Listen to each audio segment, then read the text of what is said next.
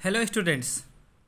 आज के वीडियो में हम लोग घातांक और घात है ना, घातांक और घात के बारे में सीखेंगे।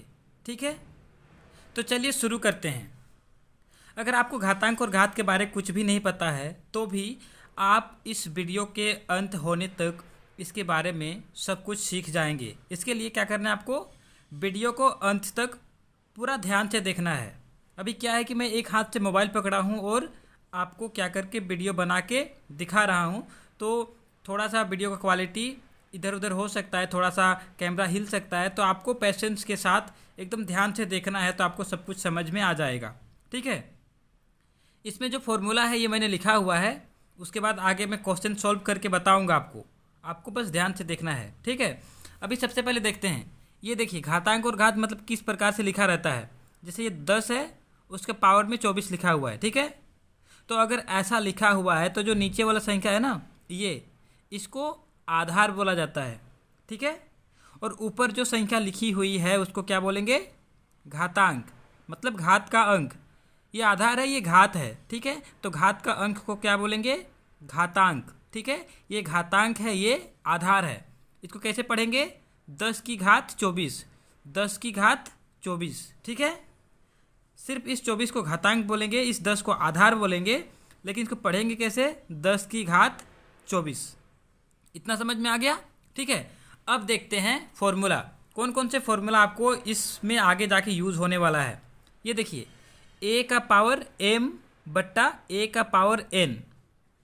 यहाँ पे ए और एम एन क्या है, ये सब संख्या है। ठीक है, जैसे इसको हम लोग ऐसे समझ सकते हैं, ए मतलब कोई भी संख्या होगा, मान लेते हैं 2 का पावर एम मतलब मान लेते हैं 5 है, बट्टा ये यहाँ पे भी ए है, मतलब यहाँ पे भी 2 ही रहेगा। इस प्रकार से बात कर रहा है, मतलब यहाँ वाला जो संख्या समान रहेगा, ए। अभी इसका पावर एन मतलब एम अगर 5 है तो एन यहाँ दूसरा कुछ रहेगा, मान लेते हैं ये 2 रहेगा। ठीक है, तो इस प्रकार से है, तो इसको क्या करेंगे फिर, ए तो ए रहेगा, मतलब यहाँ पे ए क्या था, 2 था, तो ये यहाँ पे 2 हो जाएगा। 2 का power M minus N, M क्या था 5, एन क्या था 2, यानी कि क्या होगा आपका 5 घटाओ 2। ठीक है, यानी कि क्या होगा, ये 2 का पावर में 5 में से 2 घटेगा तो ये 3 बचेगा। ठीक है, तो ये इस फॉर्मूला का ऐसा यूज होगा, ए का पावर एम बट्टा ए का पावर एन अगर रहेगा तो आपका क्या होगा, ए का पावर एम घटाओ एन।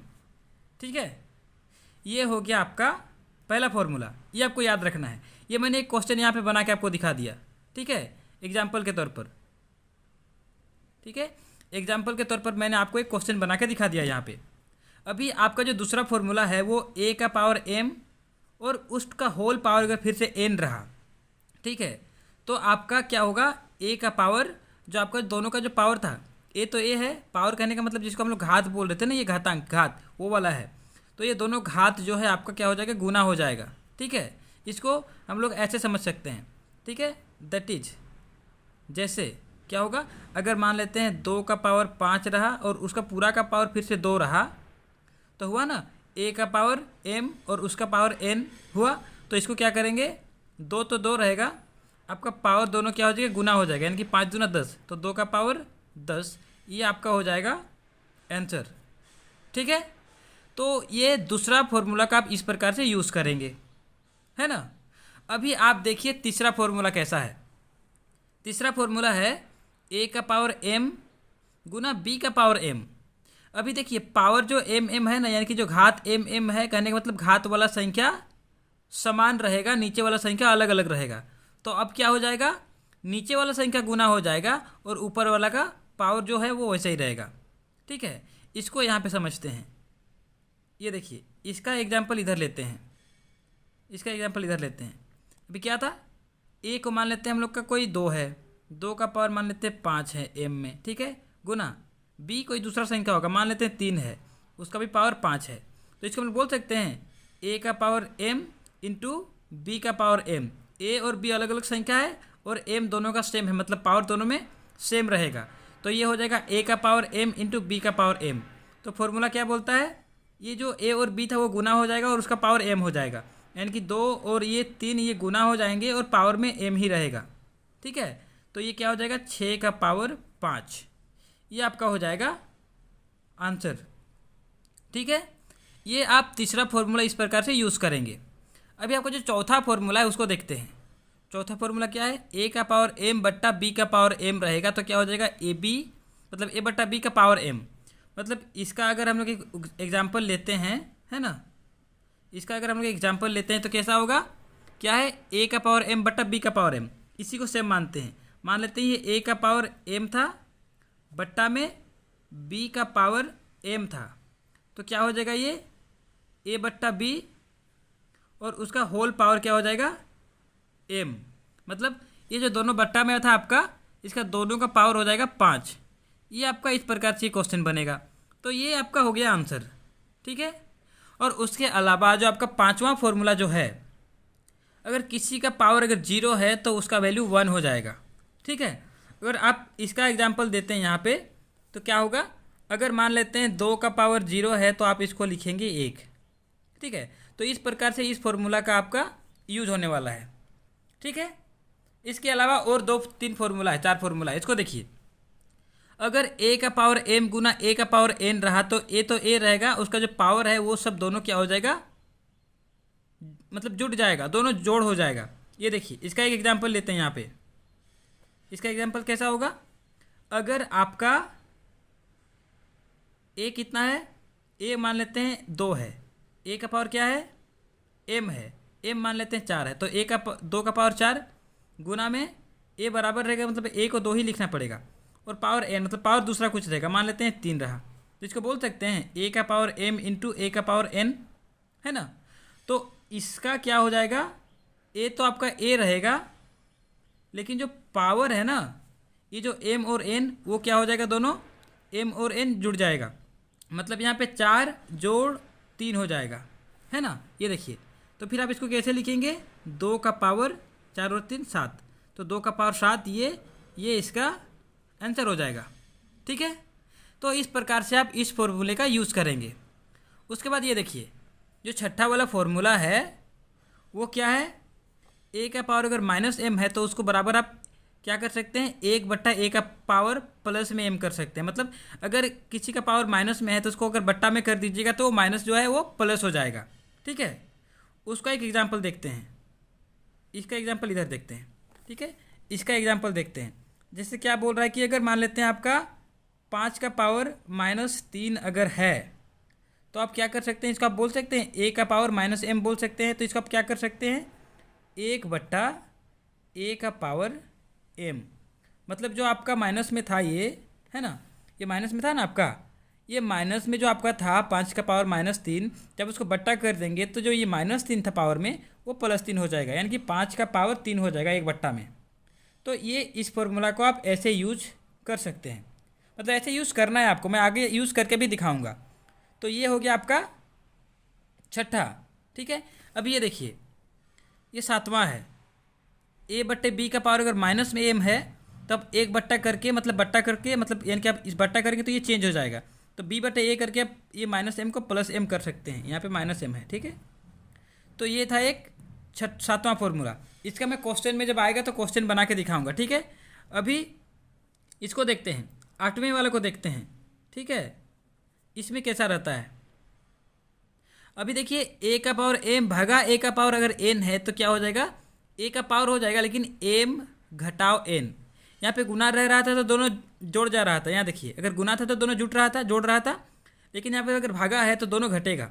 मतलब इसका कैसे रहेगा, अगर मान लेते हैं 2 का पावर 5 भागा 2 का पावर 3 अगर है तो ये तो 2 का पावर ही रहेगा, लेकिन ये 5 घटाव 3 यानी कि 2 का पावर हो जाएगा आपका ये 2।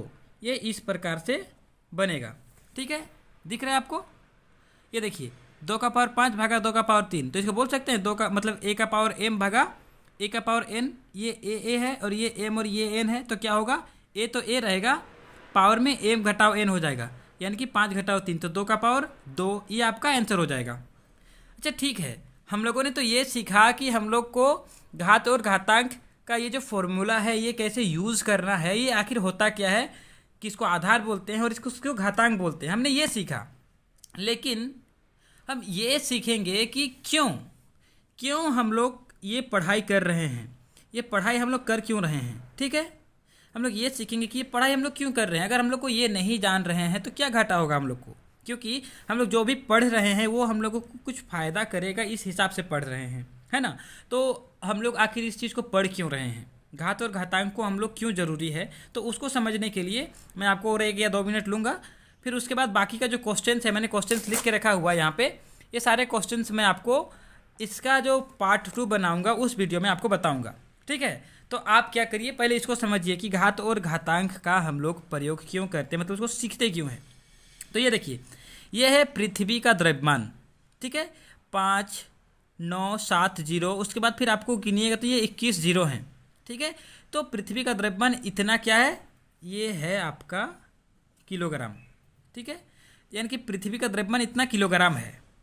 तो आप इसको इतना बड़ा तो लिखिएगा नहीं हर जगह। अगर मान लेते हैं आपको कोई पूछे पृथ्वी का द्रव्यमान कितना है, तो आप इस प्रकार से लिखना पड़ेगा आपको, ठीक है। और अगर इससे भी बड़ा कोई चीज़ रहेगा तो आपको इससे और बड़ा लिखना पड़ेगा।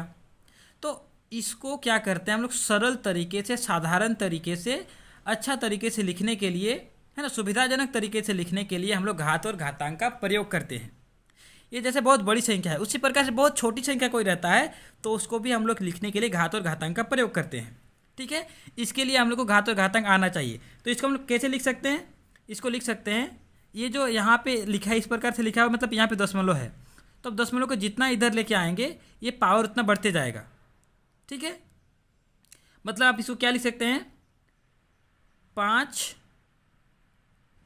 5 9 7 गुना 10 का पावर जितना जीरो है, कितना है, 1 2 3 4 5 6 7 8 9 10 11 12 13 14 15 16 17 18 19 20 21 22, ये क्या कर सकते हैं आप इसको, इतना गुना 22, ये आपका किलोग्राम। इस इतने बड़े संख्या को हम लोग घातांक का प्रयोग करके इस प्रकार से लिख सकते हैं, मतलब 597 गुना 10 का पावर 22 किलोग्राम, इसको लिख सकते हैं। अब इसको और अगर सरल लिखना चाहें तो अभी दशमलव यहाँ पे है, अब इसको और अगर यहाँ पे आगे लेके आए तो क्या बनेगा, 5.97। लेकिन जब दशमलव 2 घर इधर आया ना पीछे साइड, तो ये जो 2 है ये बढ़ जाएगा, यानी कि क्या हो जाएगा, ये 10 का पावर में ये हो जाएगा आपका 24, तो ये आपका किलोग्राम ये हो गया, यानी कि 5.97 इंटू 10⁻24 किलोग्राम। ये जो पहले इस प्रकार से लिखा होता है इतना बड़ा सा, उसको हम लोग इतना छोटा लिख सकते हैं, कैसे, घातांक और घात का प्रयोग करके।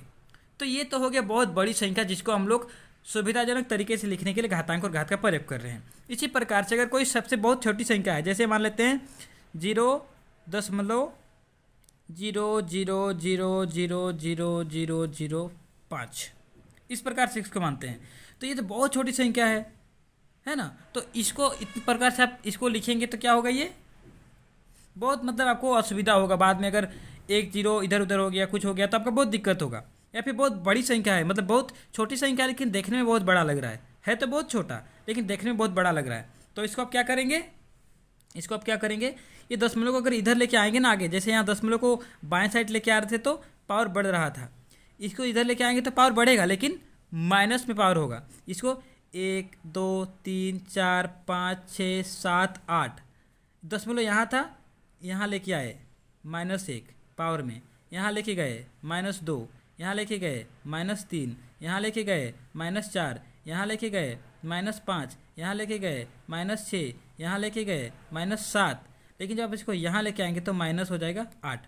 मतलब ये समझाने के लिए मैं आपको ऐसा बता रहा हूँ, आपको गिनना है सिर्फ।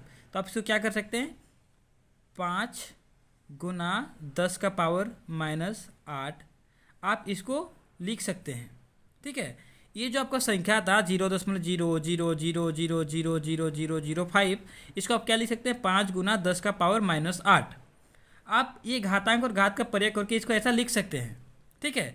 तो इसलिए हम लोग घातांक और घात समझते हैं, पढ़ते हैं, ताकि इस प्रकार से बहुत बड़ी संख्या या इस प्रकार से बहुत छोटी संख्या अगर कोई रहे तो उसको हम लोग सुविधाजनक तरीके से लिख सकते हैं, ठीक है।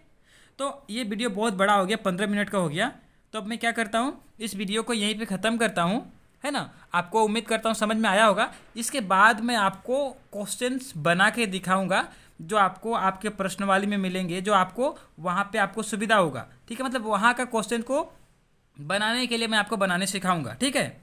ये तो हम लोगों ने ये सीखा कि घात घातांक होता क्या है और उसको हम लोग क्यों यूज़ कर रहे हैं, ये हम लोग का अपना समझ के लिए है। लेकिन क्योंकि हम लोग को एग्ज़ाम देना है तो एग्ज़ाम में हम लोग को क्वेश्चंस बनाने पड़ेंगे। तो क्वेश्चंस बनाने के लिए क्या करना है आपको, ये जो फॉर्मूला है, ये फार्मूला जो मैंने आपको बताया, इस फार्मूला को आपको याद करना है। और इसके बाद मैं एक आपको अगला वीडियो बताऊंगा जिसमें मैं सारे क्वेश्चंस आपका जो एग्जाम्पल में है उसको सॉल्व करके दिखाऊंगा। और उसके बाद आप आगे चैप्टर है ना, उसका कोई भी क्वेश्चन आपसे नहीं छूटेगा, आप सारे के सारे क्वेश्चन खुद से बनाने सकेंगे। बस आपको ये फार्मूला याद रखना है, ये जब जैसे मैंने इसका यूज़ करके दिखाया उसको आपको समझना है, ठीक है। और उसके बाद इसके बाद जो मैं अगला वीडियो बनाऊंगा वो आपको पूरा देखना है, तो आपको ये जो घात और घातांक से रिलेटेड कोई भी दिक्कत नहीं रहेगा, ये मैं आपको गारंटी के साथ बोल सकता हूँ। तो चलिए ठीक है, अगर वीडियो पसंद आया तो आप वीडियो को लाइक करिए और अपने दोस्तों के साथ शेयर करिए ताकि उन लोग को भी पता चले। मिलते हैं अगले वीडियो में, तब तक के लिए धन्यवाद।